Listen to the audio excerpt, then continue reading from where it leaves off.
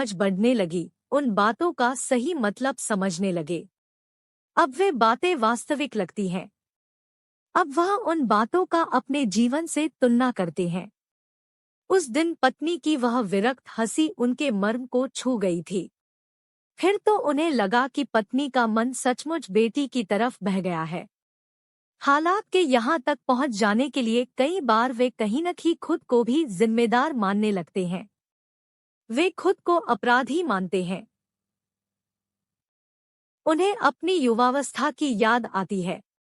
साथ रहने के लिए पत्नी की जिद और अपनी स्थिति, अपना व्यवहार याद आता है। आज फकीर झा यह सब सोचते हुए उदास हो जाते हैं। रिटायर होने के बाद 3 साल उसी उदासी में बिताए, पर कहीं गए नहीं। इस बार बड़ा बेटा जिद कर पटना ले आया। पटना में भी वे जब से हैं, उदासी उनका पीछा नहीं छोड़ रही है। फकीर झा को बड़े बेटे से 2 पोते और 1 पोती है। एक पोता दरभंगा मेडिकल कॉलेज में डॉक्टरी पढ़ता है और दूसरा पटना कॉलेज में फर्स्ट ईयर में। पोती 9वीं कक्षा में है। स्वयं सिद्धहस्त विज्ञान शिक्षक रहे हैं।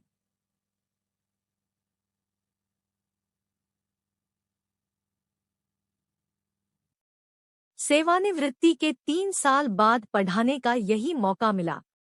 वह खूब उत्साह से पोती को पढ़ाने लगे। पोती का नाम सरिता था। जैसा उसका नाम, वैसी उसकी तीव्र बुद्धि। उसकी मेधा बाबा को और उत्साहित करती थी। पढ़ाने के इसी सिलसिले में बाबा का दुलार पोती के नेह में रम गया था। यही बात बाबा की उदासी के बादलों को जैसे चीर रही थी। 5 दिन के बाद फकीर झा के समधी अर्थात रंजन के ससुर आए। समधी के आने से फकीर झा बहुत खुश हुए। उनकी बातचीत से उन्हें पता चला कि समधी जी किसी काम के सिलसिले में पटना आए हैं और अभी तकरीबन 15 दिनों रहेंगे। खैर, बहुत अच्छा। उस दिन फकीर झा को गांव से आए 10 दिन हो गए थे और उनके समधी को भी 5 दिन हो गए थे। फकीर झा बरामदे में बैठे हुए बहू और समधी अर्थात बाप बेटी दोनों की बातें सुन रहे थे। समधी थोड़े ऊंचे स्वर में बोल रहे थे, मेरी आज्ञा है समधी को अब कभी यहाँ से मत जाने देना। उनकी जितनी ज्यादा सेवा करोगी उतनी ही प्रसन्नता होगी। हाँ, वह तो होगी ही। जब से वे आए हैं तब से सरिता में पढ़ने की चेतना, प्रेरणा और रुचि बहुत ज्यादा जग गई है, बेटी बाप से कह रही थी। अरे, यह बात तो है तो वे अद्भुत शिक्षक, बहुत तेजस्वी हैं। अगर गरीबी न होती तो अब तक न जाने कहां से कहां पहुंचे होते। बड़े आदमी होते और वे तो हैं भी बड़े आदमी। भाग्यवान भी है, समधी बोले थे। फकीर झा को वे बातें अच्छी नहीं लगी। उन्हें ऐसा लगा जैसे समधी जी उनकी प्रशंसा नहीं कर रहे हैं, बल्कि उन पर रहम कर रहे हैं। साथ ही जिस दिन से समधी आए हैं, उसी दिन से उन्हें लग रहा है जैसे अपने बेटे के घर नहीं, बल्कि अपनी बहू के घर आए हैं। इस घर में उनकी इज्जत होती है, फिर भी उन्हें महसूस होता है जैसे वे अपने ही घर में मेहमान हो। पर समधी, उनकी तो बेटी का घर है। वह अपनी बेटी के घर निस्संकोच आते जाते हैं। बेटी को अपनी पसंद का खाना बनाने के लिए कहते हैं। साथ ही इनका सम्मान भी कराते हैं। फकीर झा यह महसूस करते हैं कि उनका घर उनका न होकर समधी का घर है। ऐसे समय में आज उन्हें आरती बेटी याद आती है। वे मन ही मन सोचते हैं, वहां वे अपने समधी की तरह रह सकते हैं। उनके मन में यह ख्याल आया कि बेटी के घर में वे ज्यादा आराम से रहते, ऐसे किसी की सहानुभूति के पात्र तो न बनते। यह विचार उनके मन में कई बार आता। यह सब सोचते हुए जब वे अपने बारे में सोचते हैं तो उन्हें ऐसे लगता है कि पत्नी पर उनका गुस्सा कम तो हो रहा है, पर खत्म नहीं हो रहा है। वे सोचते हैं, उनकी पत्नी भी कैसी है।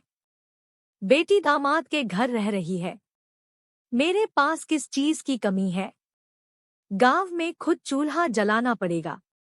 बेटी के घर मेहमान बनी है। रिटायर होने के बाद 3 साल तक फकीर झा गांव में ही रहे। उस दौरान बेटी और दामाद कई बार उन्हें देखने दार्जिलिंग से गांव आए। उनकी पत्नी भी आती थी।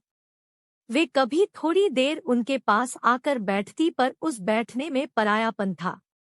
फकीर झा मन ही मन गुस्से से लाल हो जाते थे। एक बार स्वयं पर नियंत्रण रखते हुए उन्होंने कहा था, तुम दामाद के घर पर क्यों पड़ी हो? हम दोनों एक साथ यहाँ रहकर कितनी शांति से बुढ़ापा काटते। पति की बात पर पत्नी ने उत्तर दिया, पड़ी क्यों रहूंगी? अपनी कोख से जन्मी बेटी है। हाँ, आपको कष्ट होता है और मेरे मन में भी यह बात आती है कि हम दोनों यहीं साथ रहते, पर कुछ दिन और वहां रहने दीजिए। फकीर झा को पत्नी की इस बात से दुख पहुंचा। वे चुप हो गए। एक वह समय था जब उनकी पत्नी जवान थी और पति से याचना करती थी, मुझे अपने साथ रखो। वे असमर्थता व्यक्त करते और पत्नी दुखी हो जाती। पत्नी के दुख की आंच उन तक पहुंचती, पर उनके पास समस्या का हल नहीं था।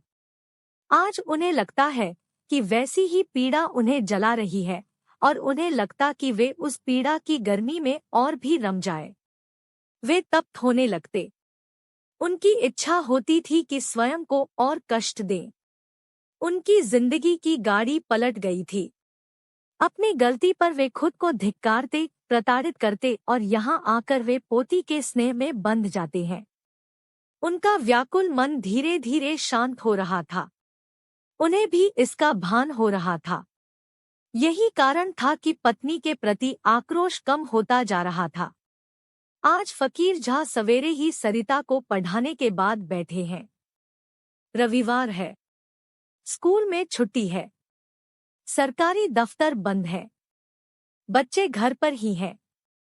वे दीवार से तकिया लगाकर पीठ टिकाकर सुखद जीवन की कल्पना में भ्रमण कर रहे हैं। बेटा किसी काम से पटना से बाहर है।